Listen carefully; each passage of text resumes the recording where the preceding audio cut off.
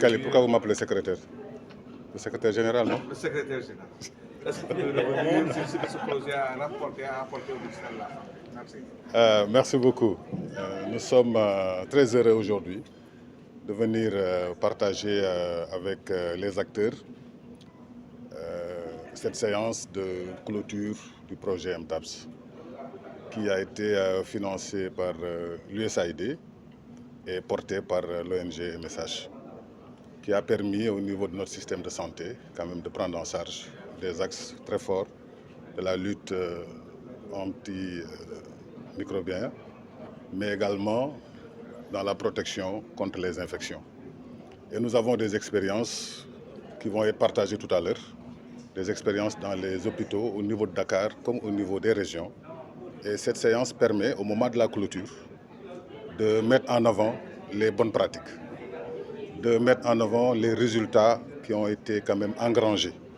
Parce que pendant 6 ans, on a pu former le personnel de santé, on a pu installer des habitudes et des aptitudes qui permettent aujourd'hui, si on s'appuie là-dessus, de construire véritablement un comportement au niveau de nos établissements et nos structures qui permettra de mieux accueillir les populations qui ont besoin de ces structures de santé, mais également d'apporter véritablement des solutions pour ces populations-là. Cette séance est importante et c'est pourquoi, au nom du ministre de la Santé et de l'Action sociale, je suis venu présider donc cette séance de clôture, mais surtout pour remercier l'USAID, pour remercier MSH, mais pour lancer un appel à tous ceux qui ont participé à ce projet pour le maintien des acquis, pour le maintien des habitudes, pour le maintien des aptitudes acquises, pour qu'on ne puisse pas perdre ce qui a été véritablement acquis pendant tout le temps qu'on a exécuté ce projet. Et c'est sur cette note-là qu'on a voulu véritablement inviter en tout cas tous ceux qui aujourd'hui ont travaillé avec ce projet-là. Et en termes d'investissement, quel est le montant qui a été dépensé? Comment vous évaluez d'une manière financière ce projet? Alors, les techniciens vous le diront tout à l'heure. Hein? Le montant, il a été de combien? Hein? Avec exactitude. 5 millions de dollars pendant les 6 ans. C'est bien ça. Hein? Donc, ils viennent de me confirmer que c'est 5 millions de dollars qui ont été effectivement injectés dans le cadre de ce projet, qui a été confié à une grande ONG qui est présente au Sénégal depuis longtemps, mais qui a pu quand même bien collaborer avec nos structures et bien se faire accepter, appuyer un peu la plateforme One Health, appuyer le ministère de la Santé. Mais tout à l'heure, lorsqu'on partagera les résultats, vous verrez que ce projet a bien travaillé. Monsieur le secrétaire général, le problème, c'est que quand les projets finissent, les acquis tombent après parce qu'il n'y a pas de suivi. Qu'est-ce que vous allez mettre en place pour que cela ne tombe pas et que ces acquis soient mis? Dans mon propos liminaire, quand je commençais à répondre à vos questions, j'ai bien indiqué que l'objectif de cette séance de partage, c'était non seulement de montrer les résultats, qui confirment que le projet était important et qu'il a servi à former notre personnel, à faire acquérir de nouvelles habitudes et de nouvelles aptitudes, à installer dans les structures des démarches qualité. Mais j'ai également dit que cet échange devait également permettre non seulement de consolider et de partager la connaissance, mais de lancer un appel pour que les structures bénéficiaires, sous la coupe du ministère, puissent essayer de maintenir les acquis.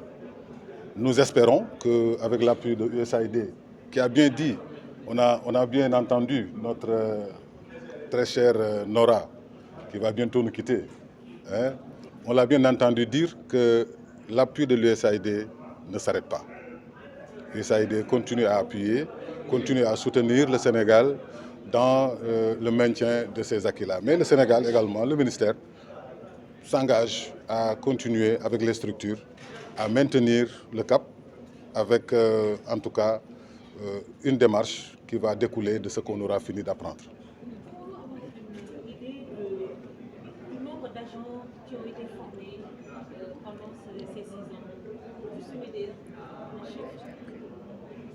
Bon, il va falloir faire le point. Vous savez, c'est un projet qui a touché diverses structures, mais qui, selon la façon dont vous appréhendez la chose,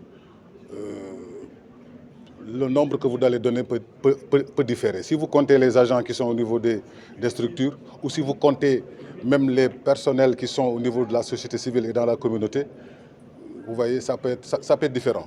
Tout à l'heure, on va essayer de vous faire une fiche technique qui précisera avec exactitude tous les résultats qui ont pu être vraiment obtenus. Monsieur le secrétaire, j'aimerais avant de vous poser une question qui revient souvent ces derniers temps. C'est la qualité dans les structures. Vous êtes dans la nouvelle équipe du ministère de la Santé. Comment vous allez améliorer la qualité dans les structures de santé?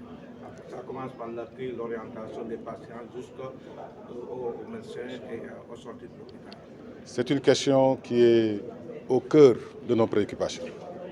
Parce que nous sommes conscients qu'un bon accueil constitue la moitié du traitement d'un malade.